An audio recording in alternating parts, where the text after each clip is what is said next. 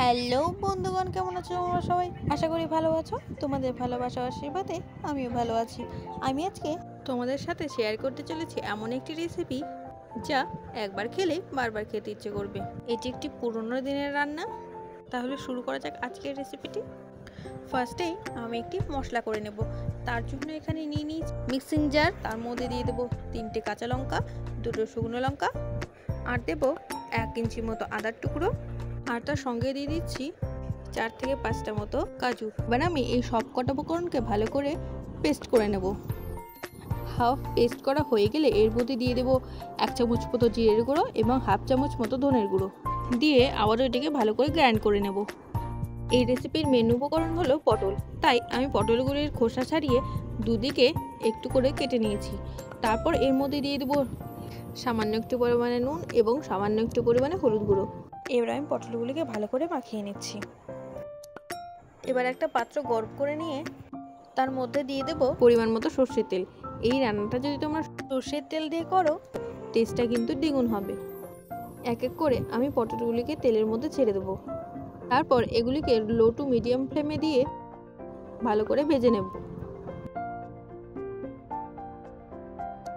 পটলগুলি যখন golden brown হয়ে আসবে তখনই তেল থেকে পটলগুলিকে তুলে নেব।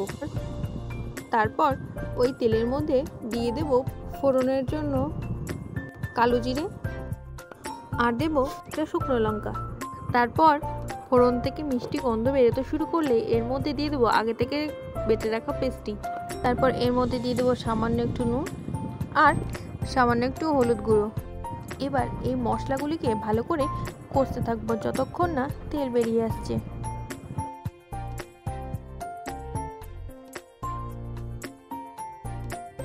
মশলাটা আমার খুব সুন্দরভাবে কষানো হয়ে গেছে।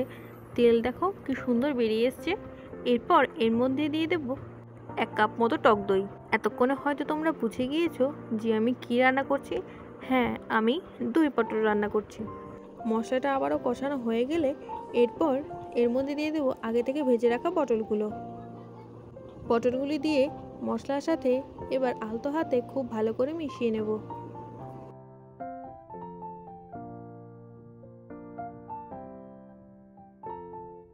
পটলগুলি ভালো করে মশলার সাথে মিশিয়ে নেওয়া হয়ে গেলে এর মধ্যে দিয়ে দেবো 1 কাপ মতো জল দিয়ে ভালো করে মিশিয়ে নেওয়ার পর এটিকে ঢাকা চাপা দিয়ে ফুটতে দেব 5 মিনিটের জন্য। ঢাকা দেওয়ার আগে আমি এর মধ্যে দিয়ে দেবো 2টো চেরা কাঁচা লঙ্কা। এটি কিন্তু ফ্লেভারের জন্য অবশ্যই। তারপরে ঢাকা চাপা দিয়ে রেখে দেব।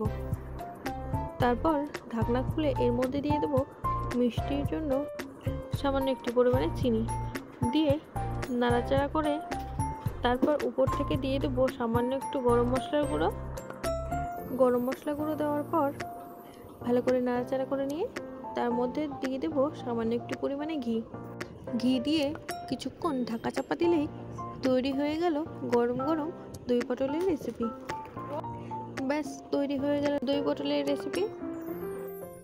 এক থাল গরম ভাতের সাথে এটি কিন্তু জাস্ট জমে যাবে। আমার এই রেসিপিটা তোমাদের কেমন লাগলো অবশ্যই কিন্তু কমেন্টের মাধ্যমে জানিও। সকলে সুস্থ থেকো এবং সাবধানে থেকো। যারা আমার ভিডিওটি নতুন দেখছো অবশ্যই কিন্তু আমার চ্যানেলটিকে সাবস্ক্রাইব করে দিও। সকলে ভালো থেকো। দেখা হচ্ছে নেক্সট কোনো ভিডিওতে। টাটা।